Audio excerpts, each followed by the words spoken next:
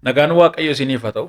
Amantoonni irra lafaarra jirtan hundumti keessanii, hordoftoonni karaa TikTokiin hordoftan, akkasuma karaa YouTubii keenya, akkasuma peejiidhaan kan hordoftan, akkam jirtu nagaa keessanii isin jechuun barbaada.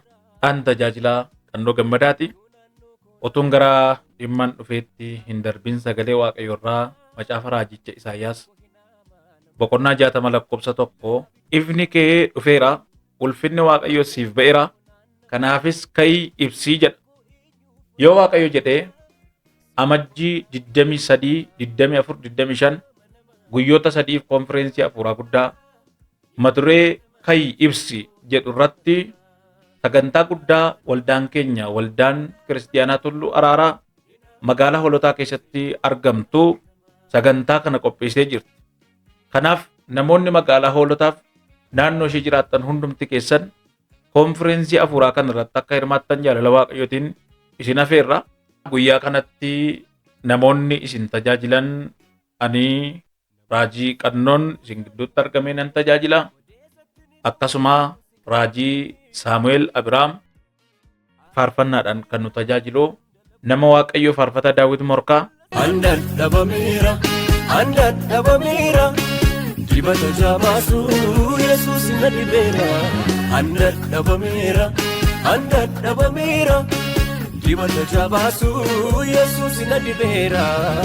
Akkasuma faarfattoonni kan biraan tajaajiltoonni baay'inaan guyyaa kanatti ayyaana isaanii kan Waaqayyo irra kaa'e isin tajaajilu isiniif hiruuf hin argamu. Guyyaa kanatti namoota rakkoo adda addaa qaban, dhukkubsattootaaf, hojjettoota mootummaa, akkasuma dirijjitii adda addaa kan hojjetan barattootaaf namoota rakkoo adda addaa qabaniif ni kadhatama. Lubbuu haaraadhaaf waamichi ni godhama. Waaqayyo guyyoota kanatti dinqii isaa ajaa'ibsiisaa nu agarsiisa. Kanaaf fagoof dhiyoo kan jirtan miidiyaa karaa TikTokii, karaa YouTubii, karaa peejii, miidiyaalee garagaraan warreen hordoftan hundumti keessan yeroo adda addaatti sagantaa keenya dhuftanii hirmaachuudhaaf bakka keenya kan wal dhaltan guyyoota kanatti argamtaniin wajjiniin Waaqayyoon akka waaqeffattan jaalala gooftaatiin inni isin afeera.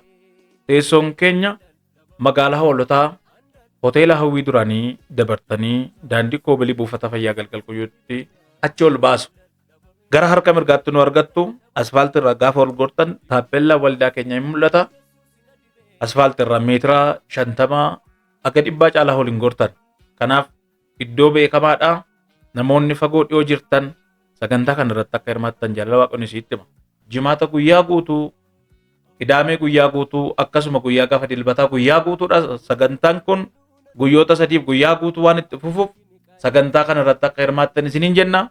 Nagaa Waaqayyootiin tura. Andan dhabameera dibata jabaasu Yesuus na dibeera. Andan dhabameera dibata jabaasu Yesuus na dibeera.